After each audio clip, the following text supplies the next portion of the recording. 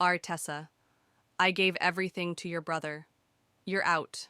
For a moment, I thought I had misheard him. The words felt foreign, like they belonged in someone else's nightmare, not mine. I tightened my grip on my phone, feeling the sharp edge of betrayal cut through me. My father's voice was calm, too calm, as if he weren't dismantling my entire life's work in a single breath, as if the last 20 years meant nothing. I forced myself to swallow the lump rising in my throat. The view outside my office window blurred as my mind raced through the implications. The empire we had built together, the one I had sacrificed everything for, was no longer mine. I had spent years believing I was the backbone of Mitchell Enterprises, that my father saw me as his equal, as the one who would carry on our legacy. I was wrong. Thanks for letting me know, I said, my voice disturbingly even. I could hear my father hesitate on the other end. He had expected something different, a scream, a plea, maybe even a fight, but I gave him nothing. Tessa, I know this might seem unfair. I hung up. The silence in my office felt suffocating. The weight of what had just happened pressed down on me, heavier than anything I had ever faced. Then, something shifted. I inhaled slowly, deliberately, steadying the fire inside me. He thinks this is over. He's wrong. Mitchell Enterprises wasn't just a business. It was my father's dream. And my entire life. I had been there since the beginning, working beside him as we clawed our way up from nothing. At 19, I officially joined the company. While my father had the vision, I was the one who made it scalable. I built our investment strategies, expanded our portfolio, and pulled us back from the brink of financial collapse more times than I could count. And yet, in the past year, something had changed. My father started excluding me from key meetings. Financial reports stopped landing on my desk. Decisions were being made behind closed doors by my brother, Liam. Liam, the golden child, the son my father had always wanted. While I spent my 20s in boardrooms and investor meetings, Liam spent his in nightclubs and luxury resorts, burning through trust fund money like it was infinite. He never cared about the company, he never earned his place in it, but somehow, my father had chosen him over me. I should have seen it coming, the missing reports, the hushed conversations between my father and his lawyers, the way Liam had suddenly become interested in the company after years of neglect. I had been too trusting, too busy running the business to notice the ground shifting beneath me, and now they thought they had taken everything. I stared at the mahogany desk in front of me, fingers tapping rhythmically against the smooth surface. My mind was already calculating, sifting through years of contracts, legal structures, and contingency plans. What my father didn't realize, what Liam didn't realize, was that I had never played this game blindly. I reached for the black notebook I kept in my desk drawer. Inside were the real records, the ones I had kept separate from the official books. Every major decision, every hidden liability, every backroom deal my father had made. It was all here, yeah. If he thought he could push me out and walk away unscathed, he had severely underestimated me. I had built this company with my blood, sweat, and sacrifice. I knew every weak spot, every pressure point, and I wasn't going to let them win. I leaned back in my chair, staring out at the city skyline. This was where my father had made his second mistake, assuming I would crumble. I wasn't grieving the loss. I was preparing for war. With one final glance at my phone, I stood up, adjusting the sleeves of my blazer. This wasn't over. It had only just begun. I left the office early that day, not because I was overwhelmed, not because I needed time to process. I left because I needed to think. The truth was, I had already seen this coming. I drove in silence, gripping the steering wheel so tightly my knuckles turned white. The streets of Austin blurred past me, a city I had spent years building a name in, a city that now felt different. colder. My father had cut me out. Liam had won, or so they thought. I pulled into my driveway, killed the engine, and just sat there for a moment, letting the quiet settle over me. The house felt empty because it was empty. I had never had time to build a life outside of the company. While my friends were getting married, having kids, taking vacations, I was working 16-hour days, making sure Mitchell Enterprises didn't collapse under the weight of my father's outdated strategies. And now I had nothing to show for it. Or at least, that's what they wanted me to believe. I walked inside, tossing my keys onto the counter, and made my way to the study. The walls were lined with books on business strategy, negotiations, the things I had dedicated my life to. But tonight, they felt useless. Instead, I grabbed the one thing that had never let me down: my notebook. I flipped it open, scanning the pages filled with years of notes, deals my father had made, hidden accounts, things he never thought I'd notice. I knew my father's weaknesses, and if he had taught me anything, it was that power didn't belong to the one with the biggest empire. It belonged to the one who knew how to burn it all down. I thought back to my childhood, how my father had always preached about loyalty, about family. He had raised me on stories of grit, of perseverance, of earning your place in this world. And yet, when it came down to it, he had handed everything to Liam, the one who had done nothing to deserve it. This wasn't just about money, this was about respect. And my father had made one critical mistake. He had underestimated me. I picked up my phone, scrolled through my contacts, and found the one name I needed: Ethan Carter. My father's oldest friend, the man who had helped him secure the first round of funding when Mitchell Enterprises was just an idea on a bar napkin. Ethan was one of the few people who had always believed in me, more than my own father had. I hit call. "Tessa," he answered almost immediately, his voice warm but cautious. "It's been a while."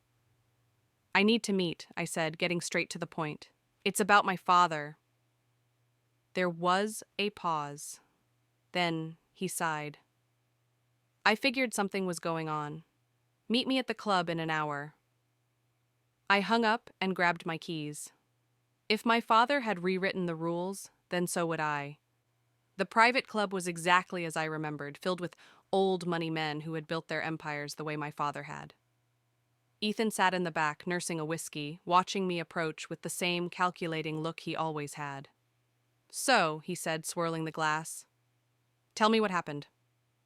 I didn't sugarcoat it. I told him everything: the call, the betrayal, the way my father had handed Liam an empire he didn't deserve. Ethan listened, nodding occasionally, but his expression never changed. "And what do you want from me?" he finally asked. I leaned forward, meeting his gaze. "I want to build something better, and I want to make sure my father and Liam realize exactly what they lost." Ethan studied me for a moment, then chuckled. "Your father always said you had my ruthlessness." "Then you know I won't lose." He nodded slowly. "All right, Tessa, tell me your plan." I exhaled, the fire inside me burning brighter than ever. My father had taken everything from me. Now I was going to take everything from him. Ethan leaned back in his chair, studying me with the same sharp gaze he had used to evaluate business deals for decades. His silence wasn't hesitation, it was calculation. I had seen this look before, back when he and my father were still partners. "You know," he said, swirling the ice in his glass, "your father would call this a betrayal." I let out a dry laugh. "That's funny. I thought betrayal was cutting your own daughter out of the company she built." Ethan smirked. "Touché." I folded my hands on the table, keeping my expression calm. "I don't just want revenge, Ethan. I want to build something better. Something that makes Mitchell Enterprises look like an afterthought." He nodded slowly, setting his drink down. "All right, then." Let's talk strategy. If I had learned anything from years in the business world, it was that power didn't come from owning something. It came from controlling it. And despite what my father believed, I still had control over far more than he realized. I pulled out my phone and scrolled through my notes. Mitchell Enterprises has a major vulnerability right now: expansion. The company is over-leveraged. My father and Liam have been left throwing money into new acquisitions, thinking they can grow faster than the market will allow, but they don't have the infrastructure to sustain it. Ethan raised an eyebrow. And how do you know that? Because I built the infrastructure, I said, meeting his gaze.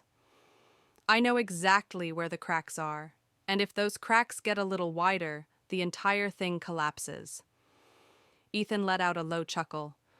So, you don't want to attack them head on. You want to let them destroy themselves. Exactly. Mitchell Enterprises had spent the last year pushing aggressive investments into real estate, manufacturing, and supply chain logistics. But my father and Liam weren't visionaries. They didn't understand the industries they were buying into. They were operating on blind ambition and arrogance, thinking their name alone was enough to guarantee success. It wasn't. And what happens when Mitchell Enterprises starts to struggle? Ethan asked, a knowing smile creeping onto his face. That's when I make my move. Revenge wasn't enough. I wanted more. I wanted to prove that I wasn't just some expendable asset my father could discard. I wanted to show them that cutting me out was the worst mistake they had ever made. I needed funding. I needed resources. And, most importantly, I needed the right people. I want to start my own firm, I said. Something lean, strategic, focused on acquisitions that actually make sense, not just flashy headlines. And I want to poach the best people from Mitchell Enterprises. Ethan laughed, shaking his head. You really are your father's daughter. I smiled, but there was no warmth in it. Number, I'm better. I had spent years inside Mitchell Enterprises, building the best teams, training the sharpest minds. They trusted me. They didn't respect Liam. And, if given the choice, I knew exactly where their loyalty would lie. Ethan leaned forward, eyes gleaming with interest. Let me guess, you already have names. I slid my phone across the table.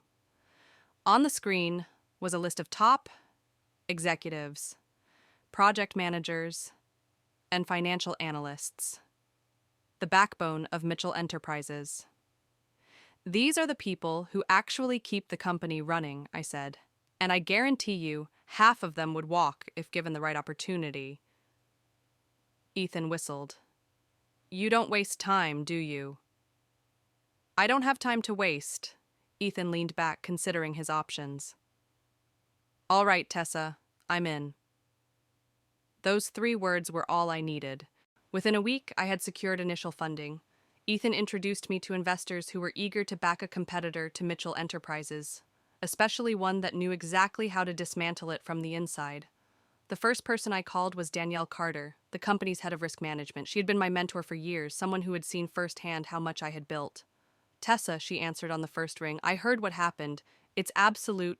I'm starting something new, I told her. I want you with me. There was a beat of silence. Then she said, Tell me where to sign. One by one, the pieces started moving. By the end of the week, I had 4 key people. By the end of the month, I had 10. And the best part? My father didn't even see it coming. They thought I would disappear. They were wrong. I sat in my new office, staring at the official incorporation papers for my new firm. Mitchell Enterprises had taken everything from me, but I had built something better. I picked up my phone and scrolled to my father's number. For a moment, I considered calling him, letting him know exactly what I was about to do, but then I smiled to myself and put the phone down. He'd find out soon enough. The first domino had fallen. Over the next few weeks, the momentum I had built turned into something unstoppable. More people were leaving Mitchell Enterprises, some quietly, some with dramatic exits. But all of them with one goal in mind: to work with me. I didn't poach aggressively. I didn't have to.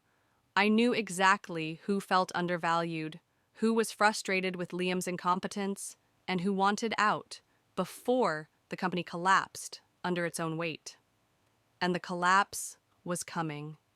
I had watched my father run the company for years, always believing that loyalty and legacy mattered more than strategy and innovation. That mindset had worked when I was there to balance him out. But with Liam at the helm, it was a ticking time bomb. The first real hit to Mitchell Enterprises came in the form of a botched acquisition deal. For months, the company had been in talks to acquire Harlan Tech, a mid-sized logistics company that would have expanded their control over supply chain operations. It was a high-stakes move, one I had originally spearheaded before my father cut me out. And now, Liam had taken over negotiations and screwed up royally. The headlines came first. Mitchell Enterprises fumbles key acquisition as CEO's son mismanages deal. Harlan Tech walks away, cites leadership concerns at Mitchell Enterprises. I read every article with quiet satisfaction. Liam had overpromised, miscalculated, and ultimately pushed Harlan Tech into a deal with another firm, a firm I had personally advised on the acquisition.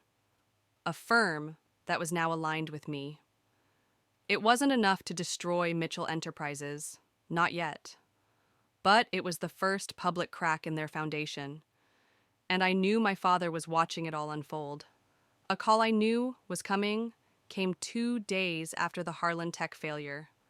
My phone buzzed as I sat in my office, going over the latest expansion plans for my own firm. I glanced at the screen. Dad. I let it ring. Then, just as it was about to go to voicemail, I answered. Tessa. His voice was tight, controlled, but I could hear the underlying tension. I assume you've seen the news? I leaned back in my chair, a slow smile playing at my lips. I have. A pause. Did you have something to do with this? I exhaled softly, letting the silence stretch. Dad, I said finally, you made it very clear that I was out. Why would I have anything to do with Mitchell Enterprises? He sighed, the weight of the situation pressing down on him. We need to talk. There it was, the first sign of regret. But I wasn't ready to talk. Not yet. I'm busy, I said smoothly. You'll have to find another time. Before he could respond, I ended the call. And for the first time in my life, I was the one walking away from him. I wasn't the only one enjoying the show. That evening, I got a text from Danielle Carter, my former mentor and now one of my closest allies. Danielle. Liam's losing it. He called an emergency meeting today, blamed internal sabotage. People are starting to question if he knows what he's doing. I smirked. Of course, Liam was panicking. He had never handled pressure well. And now, with the press scrutinizing him, with investors getting nervous, with key employees walking away, he was drowning. And I wasn't done yet. I wasn't just targeting Liam. I was targeting my father's legacy. Mitchell Enterprises wasn't just a business. It was an institution. It had been built on decades of reputation, of my father's ability to convince people that Mitchells never fail. But that was exactly what was happening, and all I had to do was let the weight of their own mistakes pull them under.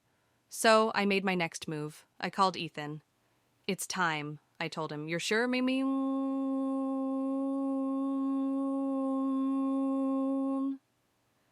Liam is cracking. My father is doubting him. Investors are getting nervous. If we move now, we can take some of their biggest contracts before they even see it coming. Ethan let out a low chuckle. You really are ruthless, Tessa. I smiled, but there was no warmth in it. I learned from the best. The trap was set. Now I just had to wait. The next phase was simple. destabilize Mitchell Enterprises further, secure key contracts before they could, and wait for my father to realize exactly what he had done. I had spent years being the perfect daughter, the loyal heir, the quiet strategist behind the scenes. Not anymore. Now, I was going to watch them burn. Liam was drowning. I watched from a distance as Mitchell Enterprises, once a powerhouse, once my legacy, began to collapse under the weight of his incompetence. It was slow at first. A missed deadline here, an underperforming quarter there. But then it spiraled, and I made sure I was there to speed up the process. After the Harlan Tech deal fell through, Mitchell Enterprises lost more than just a business acquisition. They lost credibility. Investors weren't just concerned anymore, they were scared. Then came the departures. At first, it was just a few executives, the ones I had personally recruited to my new firm.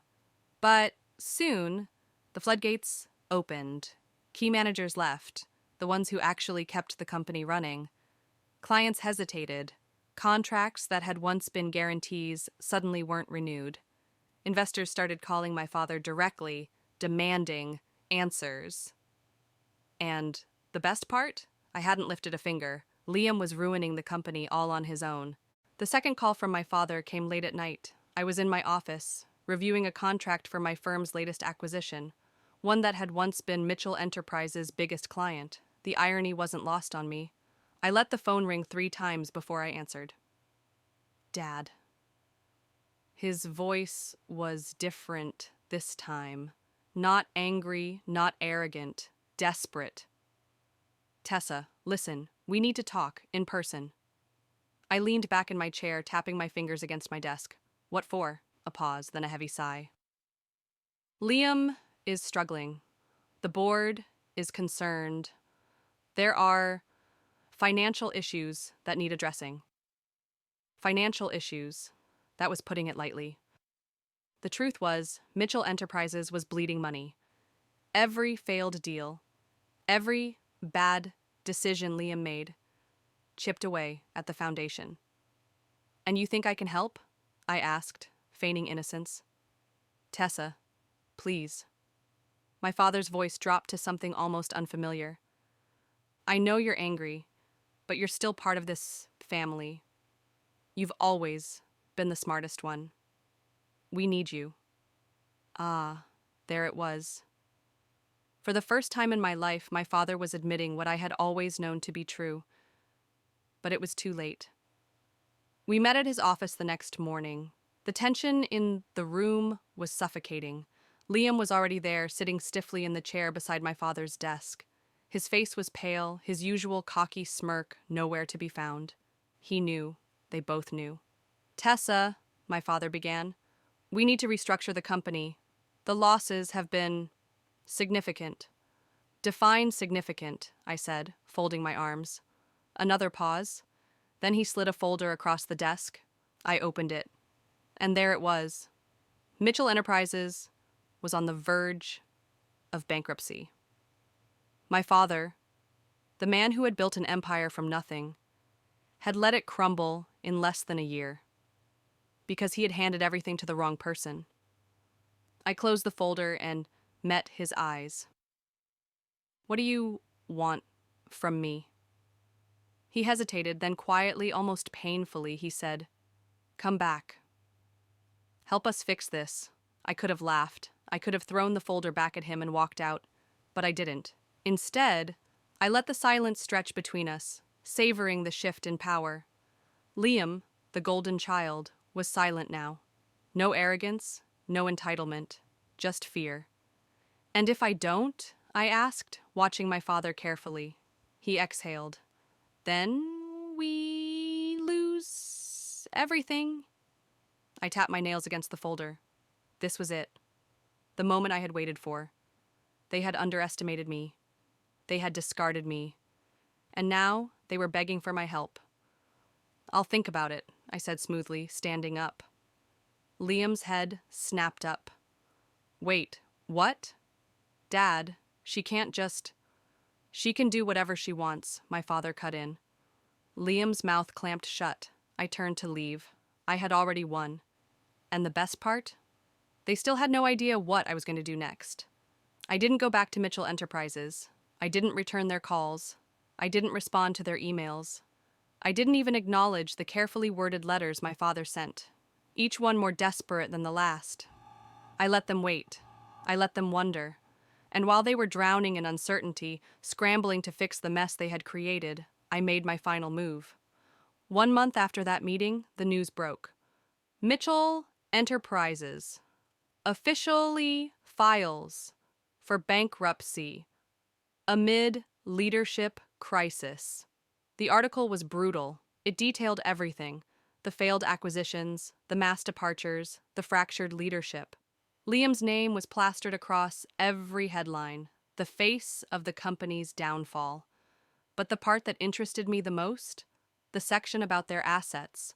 Mitchell Enterprises wasn't just collapsing, it was being sold for parts. And I had been waiting for this moment. I sat in a sleek, modern conference room, watching as a team of lawyers and advisors finalized the paperwork in front of me. The room buzzed with quiet efficiency, a stark contrast to the chaos unfolding within Mitchell Enterprises. My lawyer slid the final contract across the table. "It's official," he said. "Your firm now owns Mitchell Enterprises' most valuable assets." I picked up the pen and signed my name. That was it. Just like that, I had taken everything my father built, without him even realizing it was happening. Liam thought he was playing a game of power. My father thought he was preserving his legacy. But the truth was, they had been playing checkers while I was playing chess. I didn't just take the company, I took the best clients, I took the most profitable divisions, I took the people who had built the business in the first place. And what was left? A hollow shell. A name with no value. A legacy that no longer belonged to them. I didn't expect my father to reach out again, but he did. I was in my office when my assistant knocked. "Miss Mitchell," she said cautiously, "your father is here." I looked up from my desk. I hadn't seen him in weeks. "Send him in." When he walked in, I barely recognized him. He looked older, more tired, like a man who had finally realized just how much he had lost. He stood there for a moment, taking in my office, my new company, my success. "You really did it," he finally said. I did. A long silence stretched between us. "You could have helped," he said. "You could have come back. We could have fixed it together." I leaned back in my chair. "No, Dad. You could have fixed it. But you didn't want to. You wanted Liam to be the golden child. You wanted to prove that I wasn't necessary. And now," I gestured around the room, "you finally understand what I always knew. It was never about the name. It was never about the company. It was about the people who built it." His jaw tightened. He wanted to argue, to justify, to make excuses. But he couldn't, because he knew I was right. "I made a mistake," he said. For a brief second, something flickered inside me. A piece of me, the daughter who had once idolized him, wanted to forgive. But then I remembered the way he had cast me aside. I remembered every moment I had spent proving myself, only to be told I was never enough. And so, I said nothing. Finally, he nodded, a silent admission of defeat. Without another word, he turned and walked out of my office. And this time, I didn't look back. I never needed Mitchell Enterprises. I never needed my father's approval. What I needed was the freedom to build something of my own. And that's exactly what I did. Power isn't given, it's taken. And in the end, I took everything.